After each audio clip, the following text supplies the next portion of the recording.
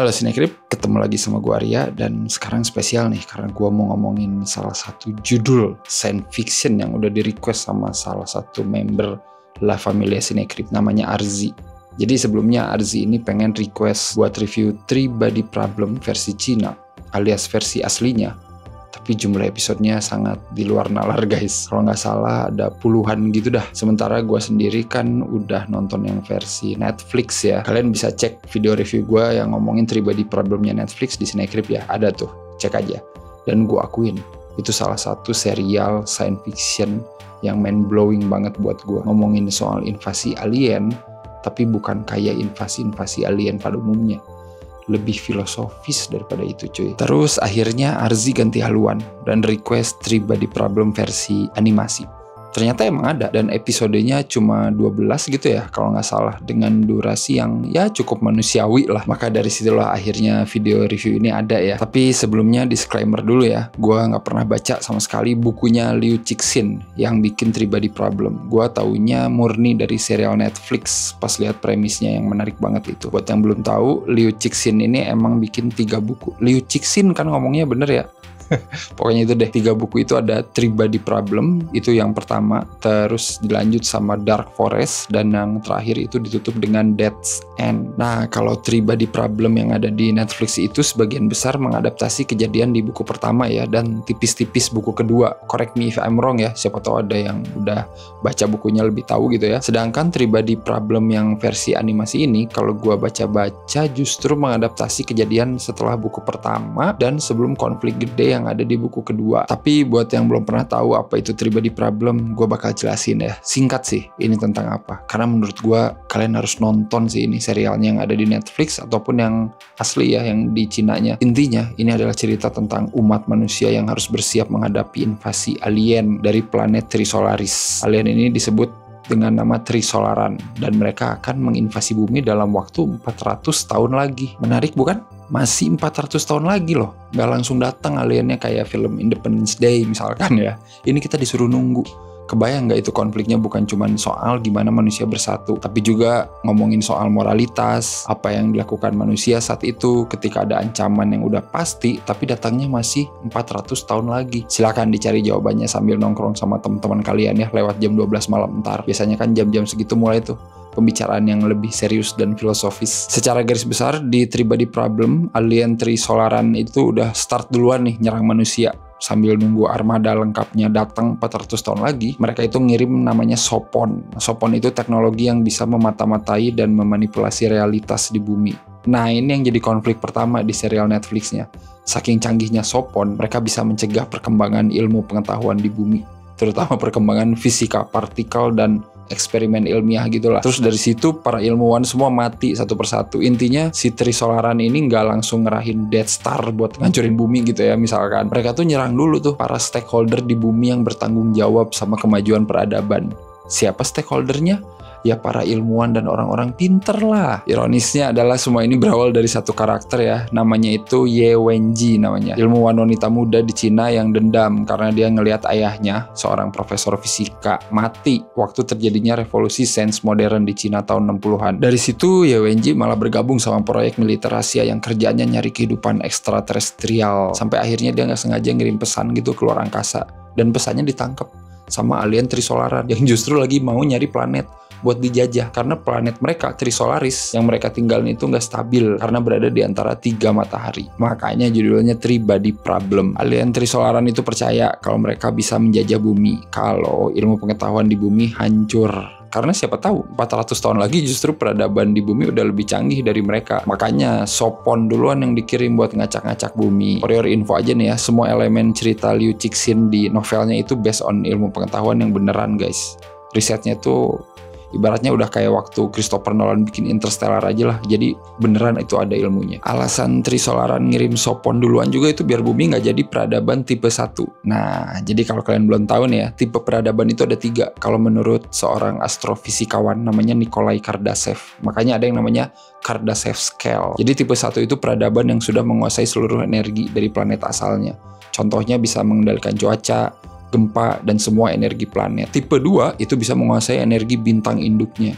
Contohnya bikin megastruktur buatan besar di sekitar matahari atau planet. Ini mirip film Moonfall kalau nggak salah ya, Roland Emmerich, mirip-mirip kayak gitulah. Terus tipe 3 itu adalah tipe paling tinggi. Dia bisa menguasai energi galaksi secara penuh. Ya ini mah contohnya film-film Star Wars lah atau Star Trek ya. Soalnya mereka kan udah bisa menjajah dan menjelajah sistem bintang lain kan. Nah kalau menurut Trisolaran, bumi itu tipe 1 aja belum. Sementara Trisolaran sendiri ada di antara tipe 1 dan tipe 2 peradabannya kalau nggak salah ya. Makanya Trisolaran takut dan ngirim Sopon duluan biar peradaban bumi itu terhambat. Dan biar nggak jadi tipe 1 sebelum mereka datang beneran. Kalau udah tipe 1 takutnya bakal lebih susah buat menjajah bumi. Simpelnya gitulah ya. Long story short, kedatangan Trisolaran ini di-acknowledge sama penduduk bumi. Disinilah kita ngelihat apa yang terjadi sama tatanan sosial manusia ya. Lu bayangin aja apa yang bakal lu lakukan gitu. Kalau 400 tahun lagi, planet lu bakal dijajah alien.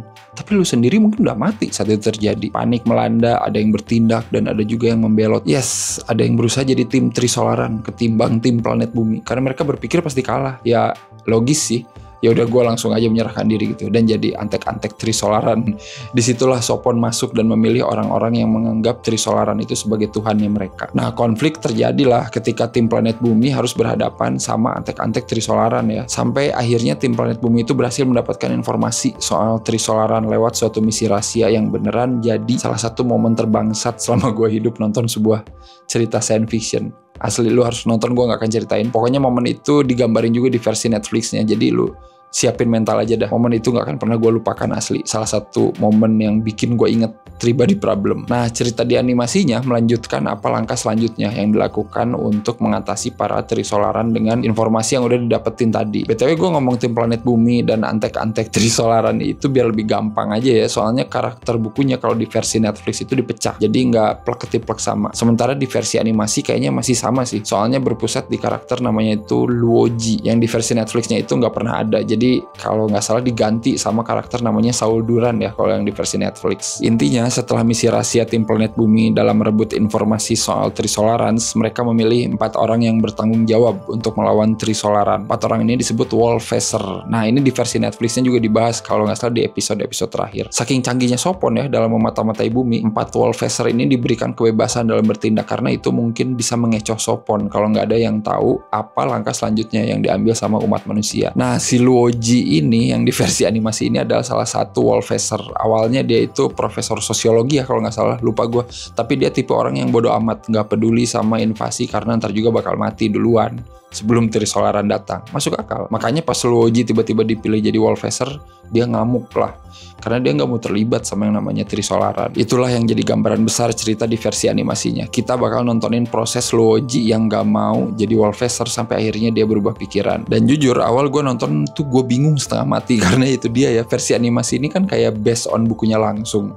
Sementara gue taunya kan yang versi Netflix ya, yang udah banyak ditweak karakter dan plotnya dikit-dikit. Jadi kayak butuh waktu gitu buat paham sama apa yang terjadi. Terutama di 3 episode pertamanya itu baru setelah 3 episode itu gue mulai paham apa maksudnya, arahnya kemana dan mau ngapain gitu ceritanya. Tapi tetap sih ya, gue ngeliat gimana versi animasinya ini bikin karakter Luoji kayak nggak ada gunanya asli. Aneh banget treatmentnya. Gue nggak tahu ya apa kayak gitu di bukunya juga. Soalnya sampai ada plot Luoji pengen ditemenin sama cewek, terus minta tolong buat cariin cewek yang dimaksud. Dan plot soal itu tuh lama banget asli dah. Tapi pas plotnya udah pindah haluan nih, pindah fokus ngomongin aksi apa yang sedang dilakukan sama Wolfeser lain buat ngelawan Trisolaran, baru deh gue tertarik buat ngikutin lagi. Nah di sini kan ada Wolfeser lain namanya tuh Taylor ya, dan dia itu bikin kayak senjata namanya bola petir gitulah buat ngelawan Trisolaran. Ini bagian paling fucked up sih kalau kata gue, tapi mind blowing juga sih. Lo harus nonton sendiri karena jujur istilah yang dipakai super ribet, tidak seperti prompt chat GPT lah yang tolong jelaskan seolah-olah saya adalah anak-anak, intinya ribet. Nah bagian situ baru deh gue demen, tapi entah kenapa pas balik lagi ke bagian